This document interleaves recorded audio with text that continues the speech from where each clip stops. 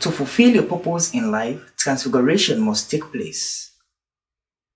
In his homily on Sunday, the 28th February 2021, Reverend Father Martin Peter Liobasi preached about the transfiguration incident of our Lord Jesus Christ. According to Mark chapter 9, verses 2 to 10, the message on that day was superb, for the man of God, who spoke like a true witness, explained in details how the transfiguration took place. From his message, we learned that every man has an inner core, which comprises of people who are connected to his vision and purpose in life. In addition to, we also learned that every man has a purpose to fulfill in life, and there are people who will interrupt the fulfillment of that purpose. Furthermore, we are made to understand that to fulfill your purpose in life, transfiguration must take place. Just as Jesus Christ metamorphosed from a mere mortal into a glorious God in order to fulfill his purpose on earth, in like manner, you and I must be transfigured from ordinary men into extraordinary men to fulfill our purpose in life. Now let's turn over to the man of God.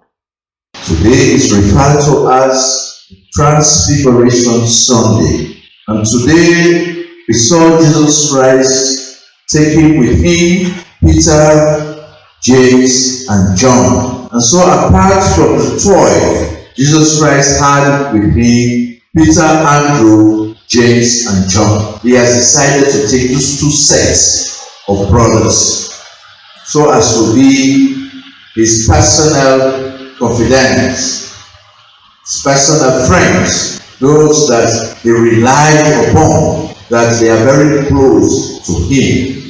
It's a clear and practical expression of our humanness, that irrespective of the congregation that we will be dealing with, irrespective of your family, very large family, irrespective of you being a director of a well-reputable company with a large of workers, you still have your inner core.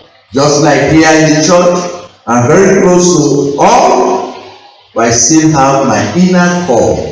And mostly those inner core are those that form up the parish council, or those that are very close to my mission and purpose, and those are times that will challenge my own views in order for me to see a wider perspective. So similarly also Jesus Christ had these two groups of brothers that today he decided to take three of them, Peter, James, and John, and to go up this mountain. Last week we had the reading of him being in the desert, an isolated place, a place where you have the devil at work, a place for testing, a place that you scrutinize yourself, that at the end of it all you have a proper discernment of your own life in accepting the path. Now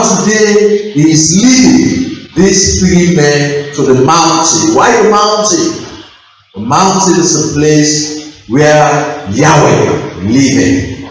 It's a place that engages that mountain.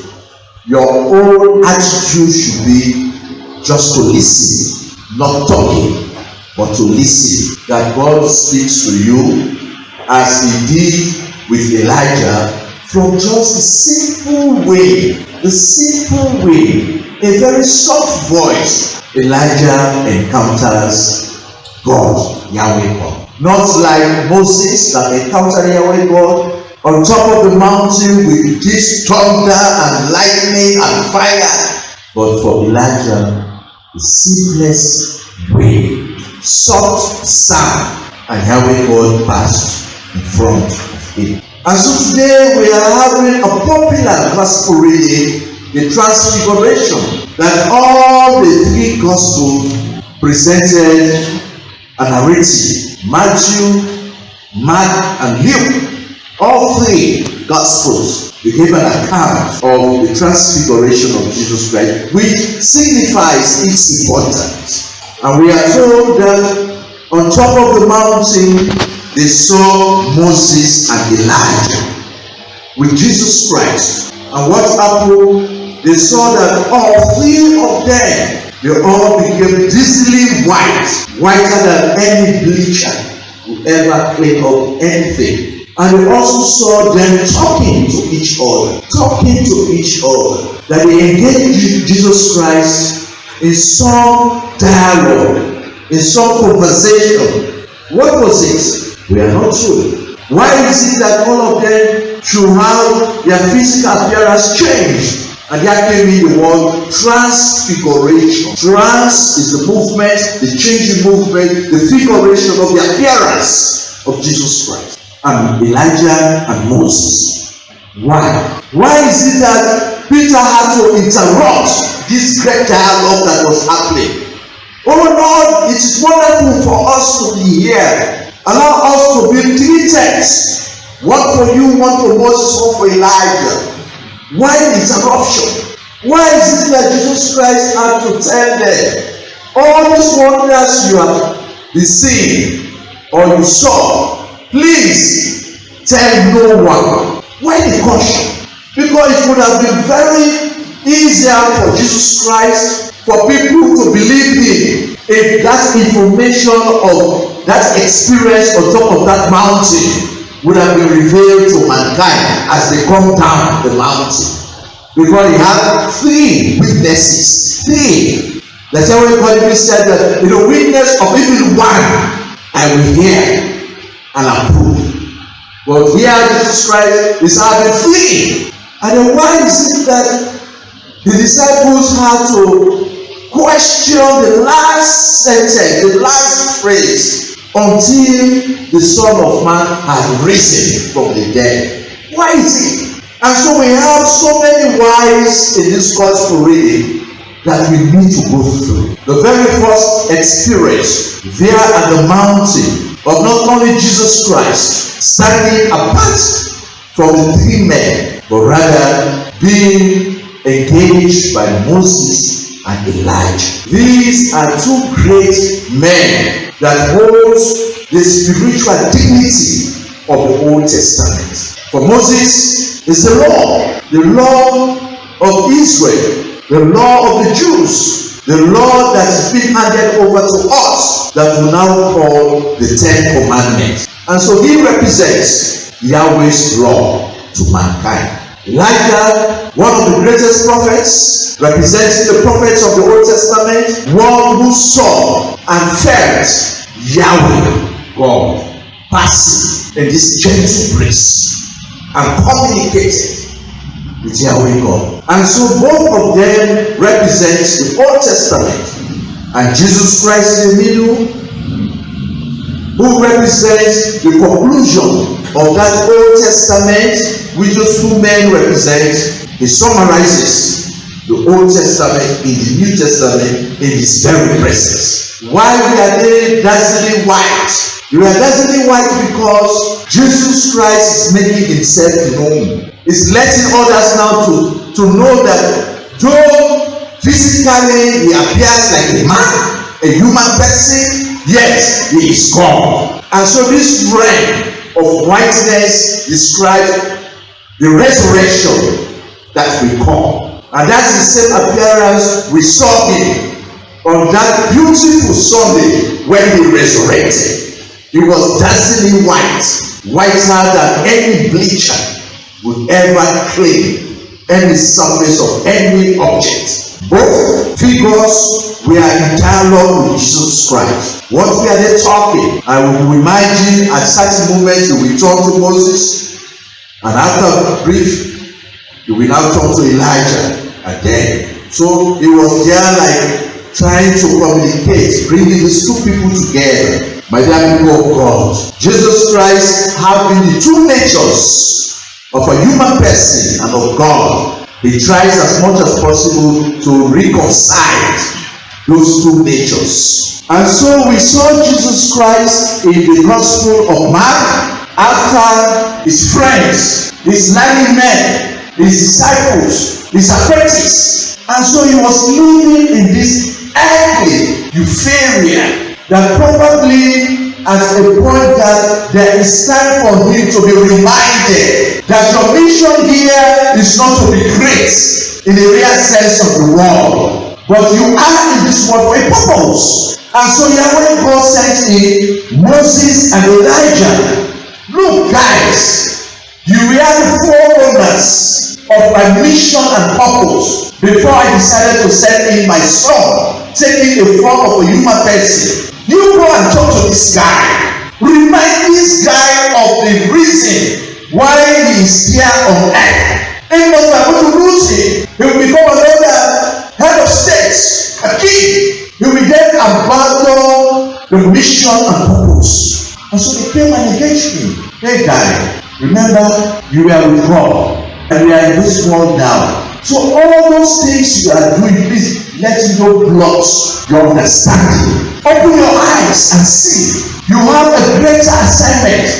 All the world, they will be saved through your own action, or they will be condemned through your own action. So now, be wise. You have moved. We have moved you from Galilee. You are now at the mid of your journey to Jerusalem. So I want you now to know that all what you are doing on your way is to prepare your Jerusalem. So please be careful. Listen. Be attentive. Be careful. All your men around you are praising you, are hailing you. Be careful not to abort the mission of Yahweh God. And so that was the communication. And Jesus Christ gave himself up. Yes, I still hold on to that, and I'm prepared. Once it is for the greater good of the salvation of humanity, I am ready. That's the dialogue. Nothing more, nothing less. That was the dialogue that Jesus Christ had with these two great men of the Old Testament. While the interruption by Peter in the middle of this dialogue, he was listening, but they allowed his own perception of Jesus Christ being an earthly king to overshadow the spiritual discussion that was existing. And so he wasn't pleased with that, so he interrupted, as many of us used to do. Instead of listening, we will interrupt the discussion. And that is exactly what we are as Christians in this age. We talk more than listening. And as we do in our social realm, in our offices, in our place of assignments and everything, we don't listen to others. We don't listen to the voice, the gentle voice. Instead, we babble words. So that people will think that we are great. We don't listen. But to listen serves more than to talk. Have you ever asked yourself, why is it that in the structure of human beings, God gave us 2 ears and 1 mouth? It's not to allow this one organ to oversee the 2 organs here. Then God gave us these 2 organs, the air, for us to listen more and talk less. And so my dear people of God, that brings us now to the 3 booths. Why the 3 booths? The people of Israel at that time, they believed that there will be a time that when the Son of Man comes, he will draw in these 2 characters. And I tell you, these 2 characters have been represented. That is the highest point of the revelation of God. And so there is no need for us to die. So let us stay here. There comes in selfishness. So all those down the hill should perish. Let us up here, stay here, and remain here, and be closer to God. So there is no need for us to have the transformation from death to life. There is no need for us to die, because we have seen the glory of God. And that's also what we are as people of God. Most times we are so selfish that we don't think of the wider God. We only think of the narrowest circle that is before us. We only think of ourselves, me, myself, and I, but nobody else. Coming down the mountain, Jesus Christ strictly ordered them not to tell anyone, because still Jesus Christ through that dialogue, was informed that you still have a role to play as you are moving towards Jerusalem. You have moved from Galilee. You are now at the midway going towards Jerusalem. You still have a lot of work to do. Don't 100% allow the people, if you know that there is a possibility for many of them to radicalize your thinking, but you just continue to do your work, and your inner relationship with your God is there. Don't cut it off. Don't disconnect yourself. So that's why we told them strictly not to. If you even see greater things, don't. And they kept quiet. But they were questioning themselves. What is this rising from the dead? Don't tell anyone until you see the Son of Man rises from the dead. They were thinking, is it that we were daydreaming when we joined this guy, thinking that this guy is going to be the leader, the army leader of our own generation, with all the signs and portents he has done? Why? At times, my dear people of God, we are thinking that because we are very close to God, that we are 100% protected. Last week Sunday, we have been informed that the more you come closer to God, the more empty you are in front of Satan to attack.